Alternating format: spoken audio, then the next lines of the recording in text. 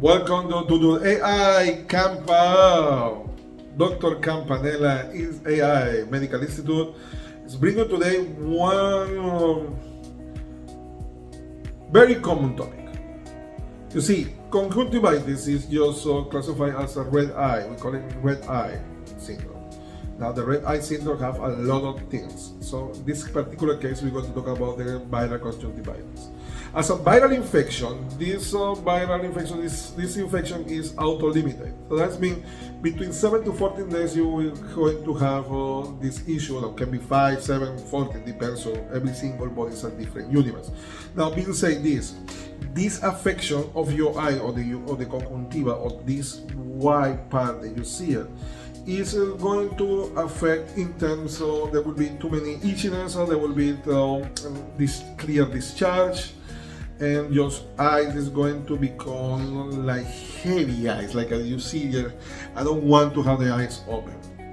Now, this viral is made by the adenovirus and often is mixed with the upper tract respiratory infection, the viral infection. Okay, so it's important to understand the point of a viral.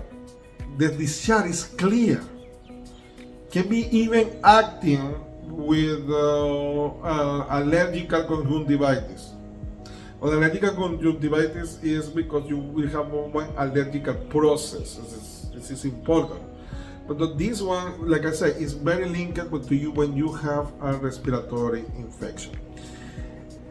The using of antibiotics, that's the problem. The problem is, we believe, or a lot of colleagues believe, that the using antibiotics is a first line of any viral conjunctivitis is the best thing. That is not the case. Avoid topical and drops with antibiotic. Okay, so what kind of things we're going to use here? We're going to use artificial tears drops, so drop for the artificial tears. We're going to use compressed or cold water. It is important to always maintain fresh the eye. We're going to use also some paracetamol because they can give you even headache. Remember, it's all mixed up. Okay, and because probably you will use one anti-allergic because of the process of respiratory, but that will also help you for the itching. Don't need to scratch your eye. Don't do that. You can create a big issue. And for those who have the lens, not intraocular lens, the lens to be seen, okay, you need to remove it because it's going to interfere with the treatment and the pathology. So, being said, this is a very, very simple and very common. That's why the video will be too short. It's because essentially this disease is something that we can control even at home with the right treatment. Now, my partner, artificial intelligence, AI, we're going to bring you some more insights about the disease, some more recommendations, and to you better understand what we're talking about. So this was the class for today. So thank you very much for watching. Like I say, leave the comment. What kind of this diagnostic, disease, laboratory, or anything you want to bring, we can bring back to you. Okay. Thank you very much for watching. See you later. Bye bye. We've all heard of pink eye, right? But what's actually going on when you get it? Today, we're going to do a deep dive into viral conjunctivitis, from how it spreads to the incredible microscopic battle happening inside your own body. Yeah, it's a really common and, let's be honest, pretty miserable experience. But that classic redness you see, that's really just the tip of the iceberg. To get what's really happening, we have to look a little closer at the part of the eye that's under attack. So, let's start with the basics. Where does this all kick off? Well, the problem isn't the eyeball itself, but actually a very specific and very delicate part of it. Okay, so the main stage for this whole thing is a thin, clear layer called the conjunctiva. You can think of it like the eye's protective outer skin. And because it's transparent, when it gets inflamed, well, you see the results immediately. That's where we get that classic pink eye look. And listen, this isn't some rare, exotic illness. Viral conjunctivitis is one of the most common eye infections on the entire planet. It affects people of all ages, which means understanding how it works is, pretty relevant for all of us. Have you ever had a bad cold and noticed your eyes just felt gritty and irritated? There is a very good reason for that. It turns out the same type of viruses that cause colds and flu are often the exact same culprits behind viral conjunctivitis. That's why they so often show up together. All right, so we know it's a common virus, but how in the world does it travel so effectively from one person to the next? Tracing its path really shows you just how incredibly contagious this thing is. The chain of infection is actually shockingly simple. It's basically a 3-step journey. It goes from an infected eye to a hand or a surface, and then, boom, to another person's eye. It's a pretty powerful reminder of how easily germs can be transmitted just by a simple touch.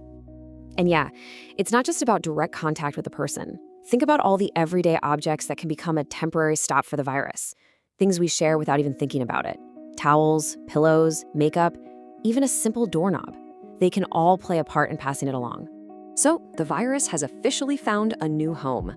Now what? Well, this is where we zoom in from the outside world to the microscopic level to see the incredible battle that kicks off the second your body realizes there's an invader. It all starts right here. A single virus makes it to the surface of the eye and manages to break through the defenses of the cells in the conjunctiva. This is the moment of invasion. Once it gets inside, the virus completely hijacks the cell's internal machinery. It has one mission and one mission only: make more of itself. It basically turns your own cells into tiny virus-making factories, just pumping out copies. But your body is not going to take this lying down. Almost right away, your immune system sounds the alarm. It spots the viral invaders and launches a massive counterattack. And here's the part that I think is so cool.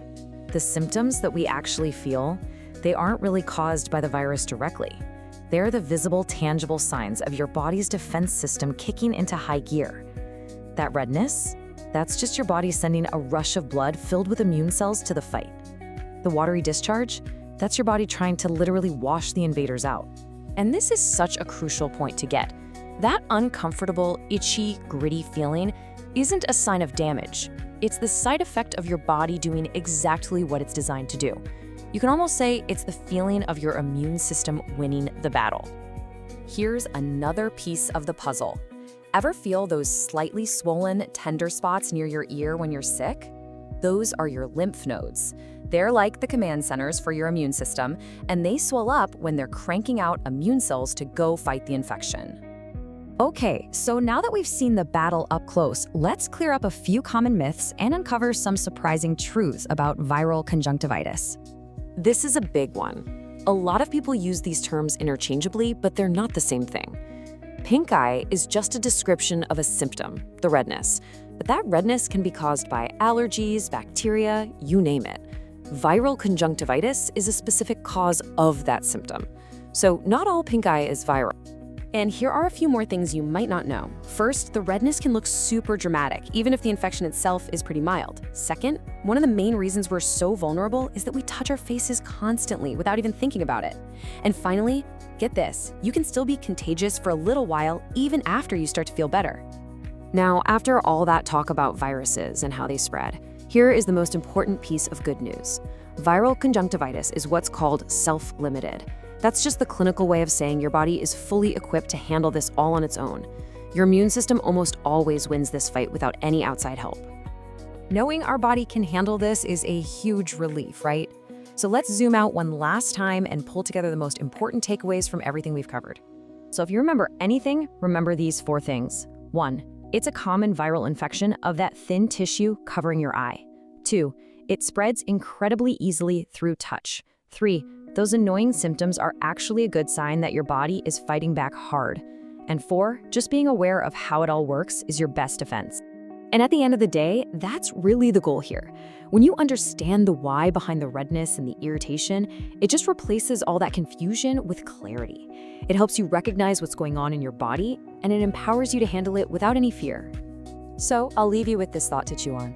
When you realize that a tiny, invisible virus can travel across a room through a simple handshake or by touching the same object, how does that change the way you see that invisible web of connections that links all of us together every single day?